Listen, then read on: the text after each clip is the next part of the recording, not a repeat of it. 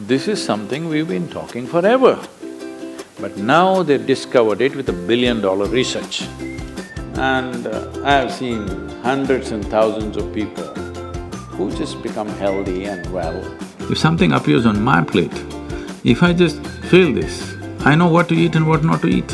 You eat something today and see, just learn to observe how agile and how active your body feels after eating this food.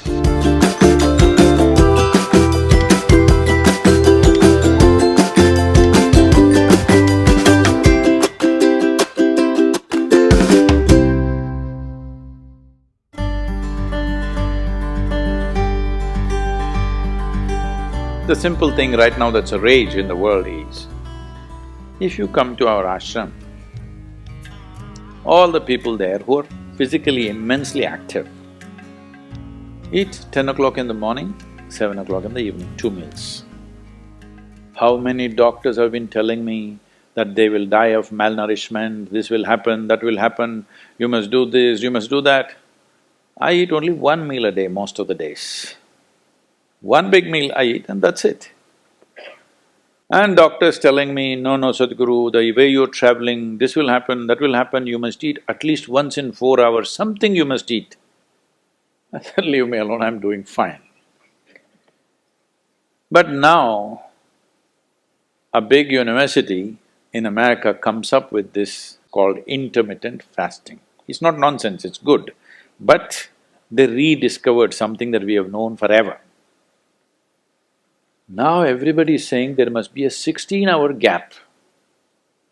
Then all your ailments will go away. What the hell were we saying all these thousands of years? The simple thing is, there are many aspects to this, psychological, physiological.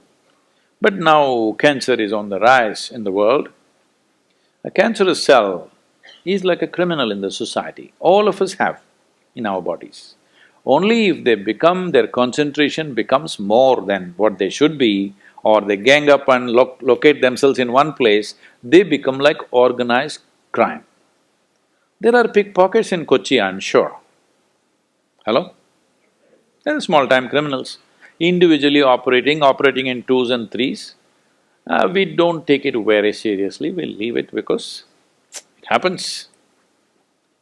But suppose all 100 of them got organized into a organized crime, now we will crack down. Because we know now it becomes a threat to the society. Similarly, cancerous cells are like this. Criminals, they're moving around, doing some damage. Their only problem is, right now, they're generally eating about 8 to 12 times more than what the other cells are eating.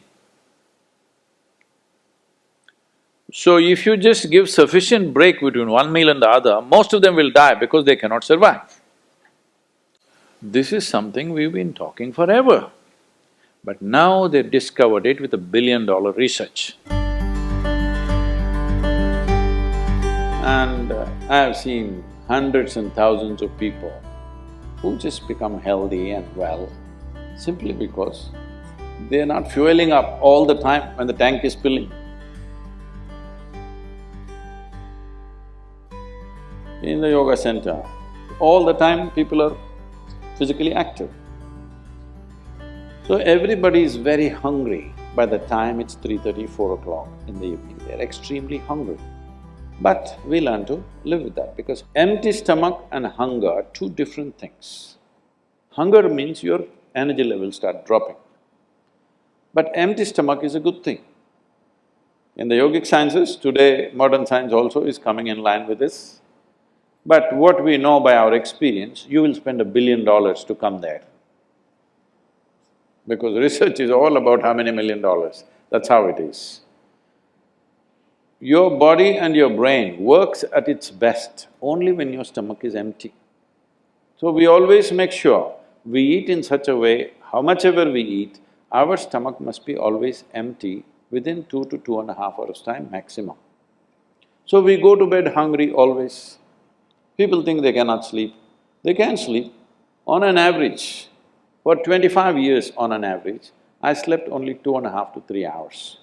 These days I'm getting little lazy and sleeping anywhere between 3.5 to 4.5 hours in spite of the level of travel that I have. When I say level of travel, if I say my level of travel in the next few days, you will fall off your chair. Yes? Should I tell you? No, not necessarily. Because in the next 10 days, I'm in 5 different countries doing I don't know how many events, all kinds of events. So, you're able to keep this up simply because you don't overeat. It's very, very important. Everybody eats 2 meals. I generally eat only 1 meal, 4:35 in the evening, because I don't like to sit in front of the plate and worry about how much to eat. I like to eat well. So, 4:35 in the evening, if I eat a meal, it's only next day. Is this enough? Am I looking okay? Hello? Because any correction and purification that needs to happen in the body, your stomach needs to be empty. It's very, very important. Otherwise, the purification on the cellular level will not happen. You pile up things and then you have all kinds of problems.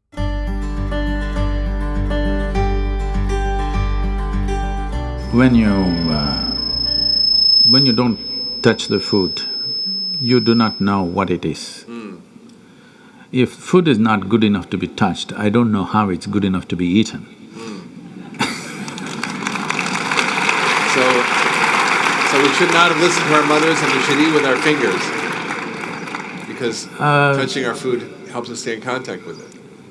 You can… the cleanliness of your hands is entirely in your hands. The cleanliness of the fork is not entirely in your hands. This is true.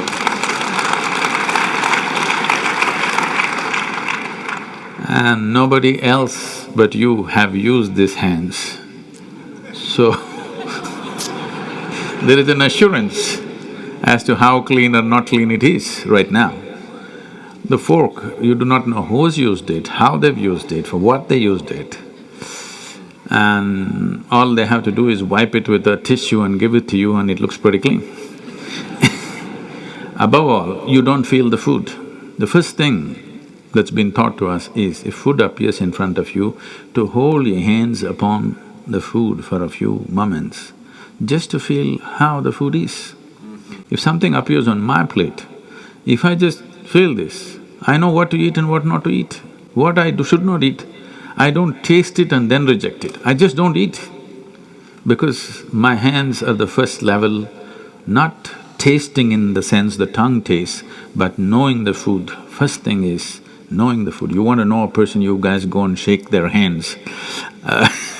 I'm usually avoiding that, but That's a good strategy. But the food that's going to become a part of you, first thing is your hands. Even if you physically don't touch it, just being conscious and being there, it clearly tells you how the food will behave within you. Whether this particular food on this particular day, should it go into you or not, because every day your body is not the same thing. Every day, every moment it's different. If you feel the food, you just know whether this food has to go into you on this day or not. If that much awareness is brought in, we don't have to go on telling people what they should eat. Every meal they must decide what they should eat in that meal. There is no one prescription that this is what you should eat for your life. That will feel too claustrophobic, that only this I can eat.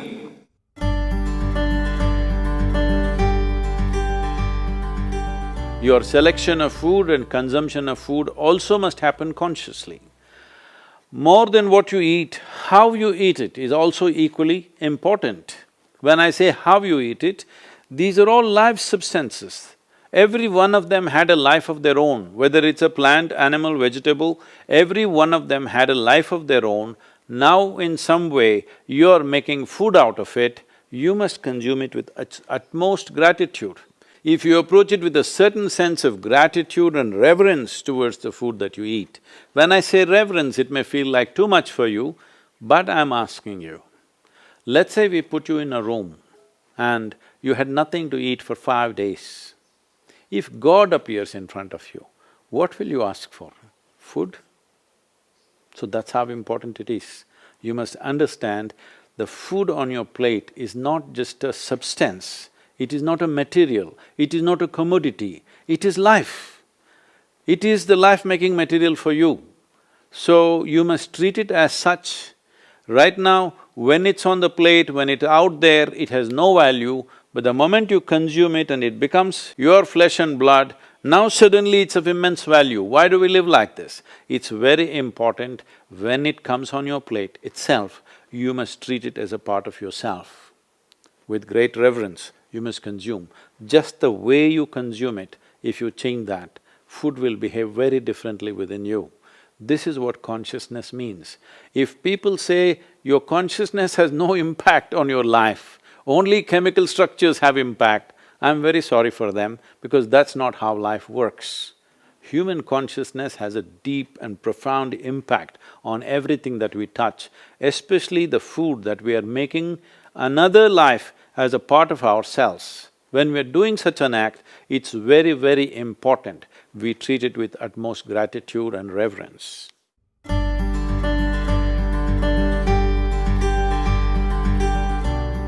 I want to tell you, there is no such thing as good habit and bad habit. Habit means you are functioning unconsciously. If you are functioning unconsciously, that's a bad thing because the whole thing about being human is we are capable of doing things consciously. That is the beauty of being human, that we can do everything consciously. What an animal does unconsciously, we can do the same thing consciously.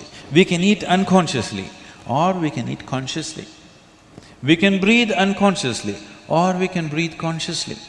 Everything that we can do it consciously. The moment we do something consciously, suddenly that human being looks very refined and wonderful. Just because somebody walks and speaks consciously, doesn't he become a beautiful human being? Yes or no? That's all. So why is it that we are trying to develop habits as if there's a good thing? Habit means fixed realities where you don't have to think. You get up in the morning and it'll happen to you.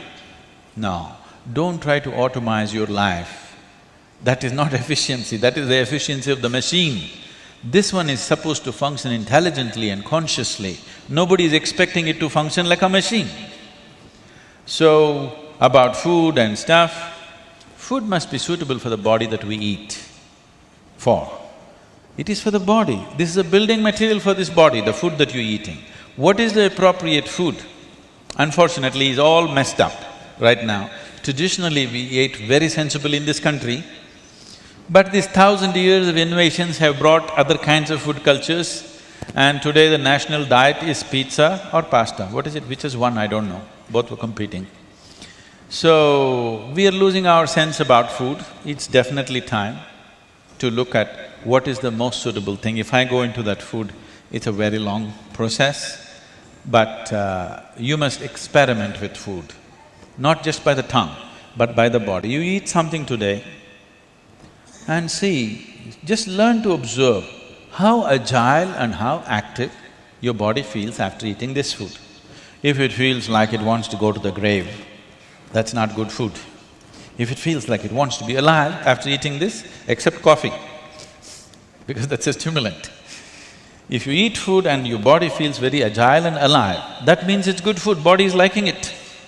If you eat something, it feels dull, that means it's not liking it, it's having difficulty with it, that's why it feels dull.